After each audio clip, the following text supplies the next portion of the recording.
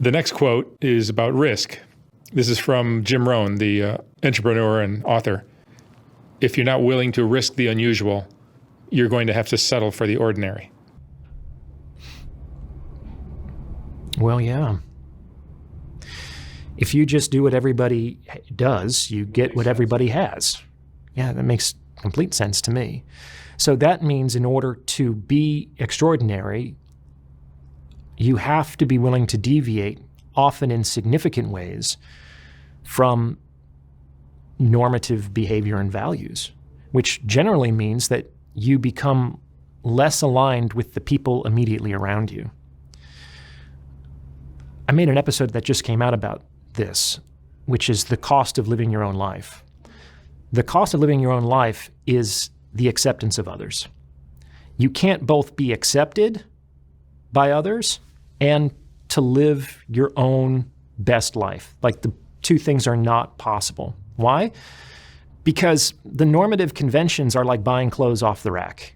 Like, they're only going to fit you to a certain extent. If you want a life that is really built towards your preferences and talents and skills, it has to be custom tailored, which means that you're going to have to change or build from the ground up a completely new fabric for your life. And that's very difficult for people to do. It becomes very lonely. Like, we, I think, often inappropriately believe that we could tolerate social disapproval, especially at the level that it's capable of attaining in today's day and age. There's this really interesting study that was done a long time ago. It's so simple. Like, there are no rules about how you stand in an elevator. Like, there are no laws about that. But everyone stands the same way. So there was a psychological study that was done a while ago where they put like 4 Confederates in an elevator and had them face backwards, right? And the unknowing participant in the study, who didn't know that this was what was being studied, he thought, or she thought, they were on their way to the actual study. The elevator opens, the people are facing the back, and the researchers are trying to observe what the person does in that circumstance. And the vast majority of people would turn around and face backwards. Like, there's so many examples of conformity research that we know that it's very hard for a person to deviate even from a consensus of 3 or 4 individuals. It's very, very difficult. Like, there's that old movie, 12 Angry Men. Did you ever seen that? Mm-hmm. Classic courtroom drama with Henry Fonda. Takes place in this one room. They're a jury deliberating the sentence or the verdict of a youth accused of murder. In the beginning of the movie, Fonda is the only juror who believes the guy might be not guilty. And over the course of the next 2 hours, he slowly kind of works to convince the other jurors of the reasonable doubt in the case. And that movie, even 70 years later, is held out as an example of an individual who has the strength of conviction to stand up to the majority. And all he did was stand up to 11 people.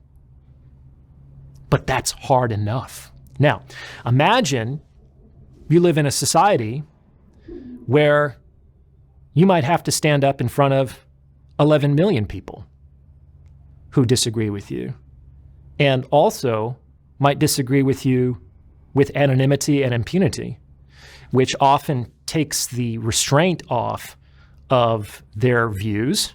You're talking about social media. All kinds of social media, right? Like, we know that when people are able to make anonymous comments, they become more extreme in their language and in their views, because what's the accountability structure here? So if we celebrate the courage and strength of Henry Fonda standing up to 11 people, imagine how much courage and conviction you have to be able to stand up to 11 million people. Also, in a day and age where the consequences of deviating from the correct opinion at the moment can be significant. You could lose your friends. You can lose your livelihood. People are canceled. It's actually a very concerning trend. So, but what's the alternative? The alternative is that you seek to fit in order to avoid the risks of standing out.